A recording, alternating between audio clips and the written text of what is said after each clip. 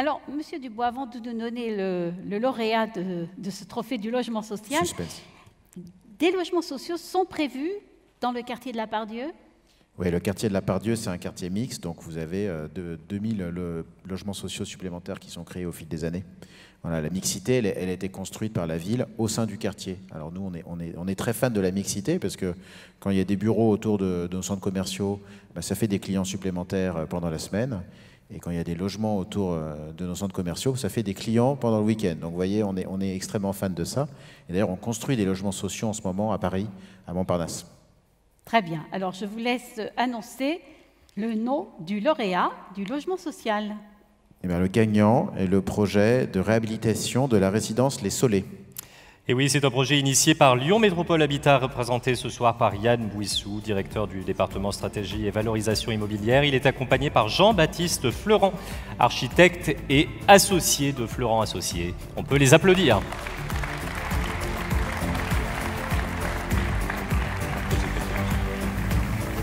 Je vous laisse vous placer juste à côté de moi.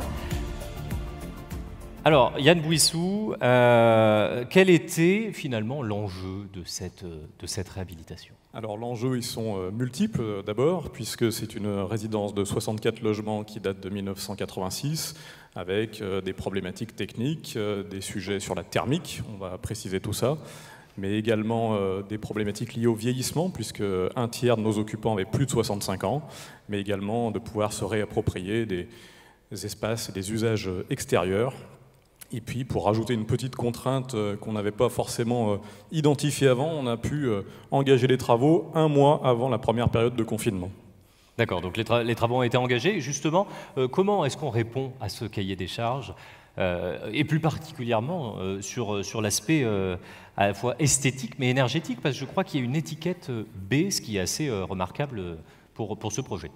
Oui, alors effectivement, c'est une rénovation énergétique lourde. Il faut savoir que la résidence donc, a été construite en 86-88 et c'est déjà le résultat d'une expérimentation de la société coopérative L'Avenir qui avait mis en place un système de prémur sur cette résidence sociale.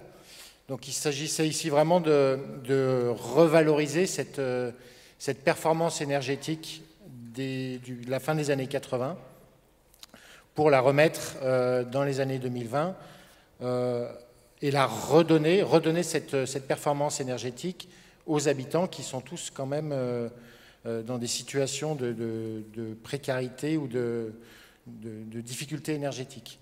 Donc l'essentiel de l'objectif, c'est pas forcément d'être très ambitieux, mais d'être très efficace, avec des dispositifs pérennes, qui durent longtemps, qui demandent peu d'entretien, et vraiment de revaloriser par ces dispositifs de basse technologie alliés à la revalorisation de la résidence.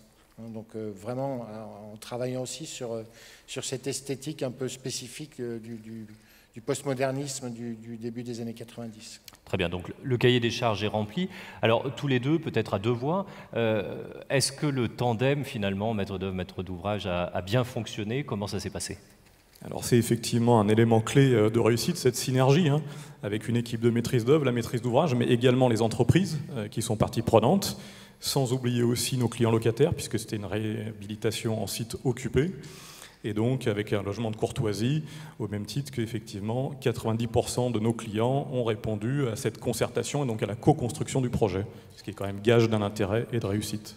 D'accord, donc un tandem efficace finalement. Un tandem très efficace, notamment sur cette partie d'accompagnement des locataires, puisque cette réhabilitation était très lourde au niveau du site occupé, sur les interventions dans les logements. Et donc il fallait pouvoir réagir très vite avec tous les services de la maîtrise d'ouvrage, a fortiori en période de confinement ou de post-confinement. Très bien, bah écoutez, félicitations à tous les deux, et donc Alexis Dubois va vous remettre ces deux trophées amplement mérités. Bravo, on peut les applaudir une nouvelle fois.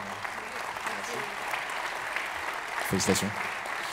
On vous laisse vous rendre Bravo, du côté du photocall. Merci à vous. On vous précise qu'ils sont très fragiles, prenez-en soin.